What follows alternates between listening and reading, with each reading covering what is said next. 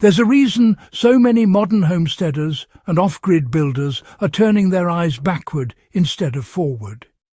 Throughout the American frontier, families built barns, cabins, smokehouses and fence lines without treated lumber or chemical preservatives, yet many of those structures have outlasted entire generations of modern homes.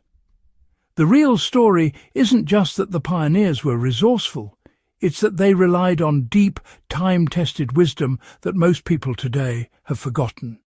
And once you understand these techniques, you start to see wood not as a disposable building material, but as something with remarkable endurance when handled correctly.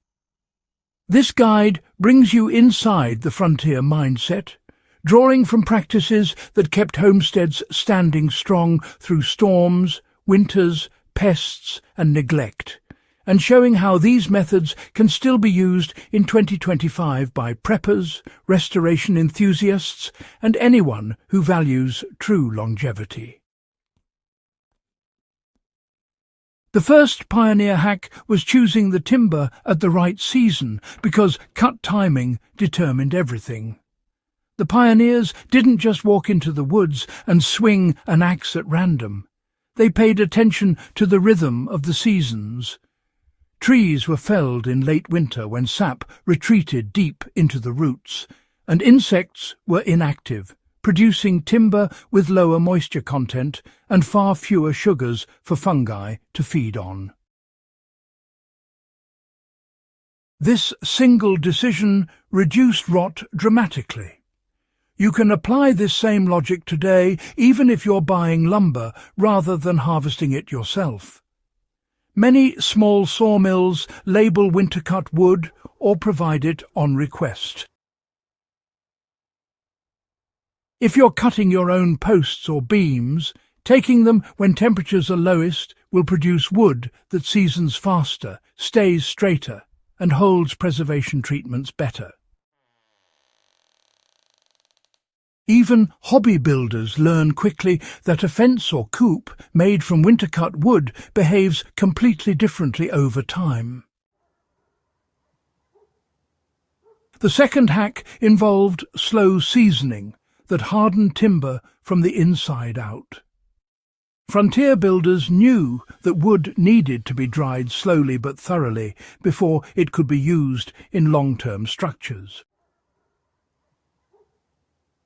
They stacked logs or boards off the ground, spaced for airflow, protected from direct rain, and left them to season for months.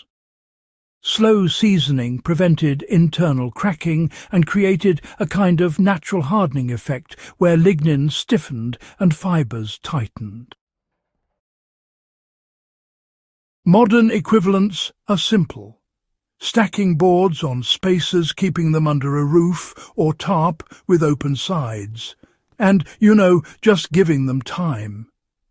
People often skip this because modern life encourages speed, but honestly, seasoned wood is far more stable. A homesteader preparing beams for a shed, for example, can season them for a season or two before use, resulting in stronger, straighter, and naturally more rot-resistant material. This isn't wasted time. It's the backbone of true wood longevity. The third hack was the use of oil infusion, which soaked wood fibres with natural waterproofing. One of the most widespread frontier methods involved saturating wood with oils such as linseed, fish oil, bear fat or tallow. The goal was to penetrate the wood deeply rather than leave a thin surface coating. Heating the oil and applying it to warm wood allowed it to travel into the pores, filling spaces that would otherwise absorb moisture.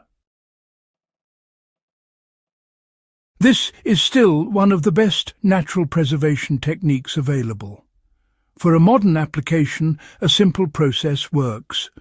Warm the wood in sunlight, heat raw linseed oil gently until thin, brush it on liberally, and repeat once the first coat is fully absorbed. After several coats, the wood takes on a dense, slightly waxed feel that sheds water. Handles, tool shafts, outdoor furniture, and even wall planks can benefit from this. What you're doing is permanently strengthening the internal structure rather than relying on a surface film. The fourth hack involved pine tar, the frontier's heavy-duty armour for anything exposed to harsh weather. Across early America, pine tar was treasured because it bonded with wood and resisted moisture in ways few natural materials could match. It came from slowly burning pine roots and stumps in earthen kilns, a method that concentrated the tree's resins and turpentines into a thick, durable, protective layer. Settlers coated roofs, doors, timbers, and wagon frames with it. Pine tar didn't simply coat wood, it merged with it, leaving behind a flexible, long-lasting shield. In 2025, genuine pine tar is still available, and applying it remains simple. Warm the tar until it loosens. Apply with a stiff brush. To warm wood, let it soak and repeat as needed. It works exceptionally well on fence posts, shed siding, animal enclosures, and anything that stands year-round in sun and rain.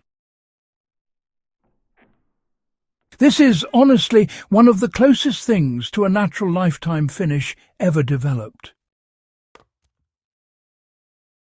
The fifth hack was controlled charring, a technique that created a natural carbon armour.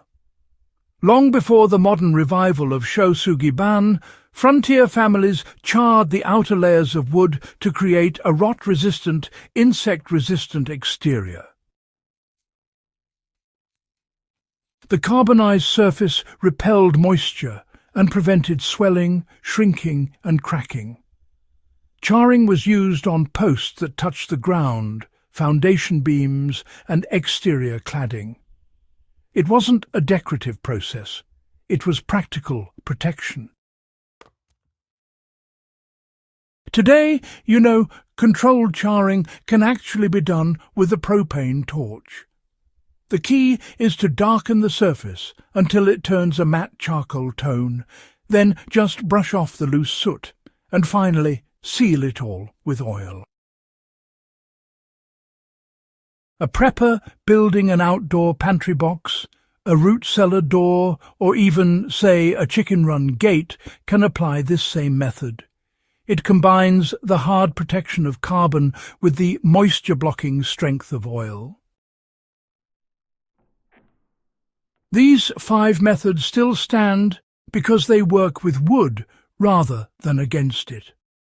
What sets pioneer preservation apart is its respect for the natural structure of timber.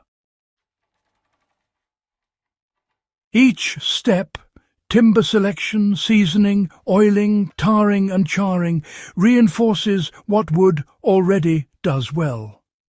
Modern chemicals force wood to behave in ways that often fail over time.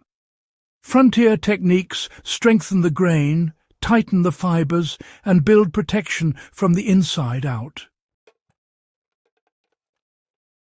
Anyone restoring an old shed, building a cabin, or preparing materials for long-term off-grid use can apply these same methods today with minimal equipment.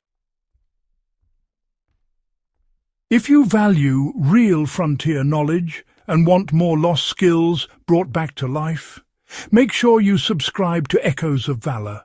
Share this guide with fellow history buffs and keep the spirit of practical heritage alive.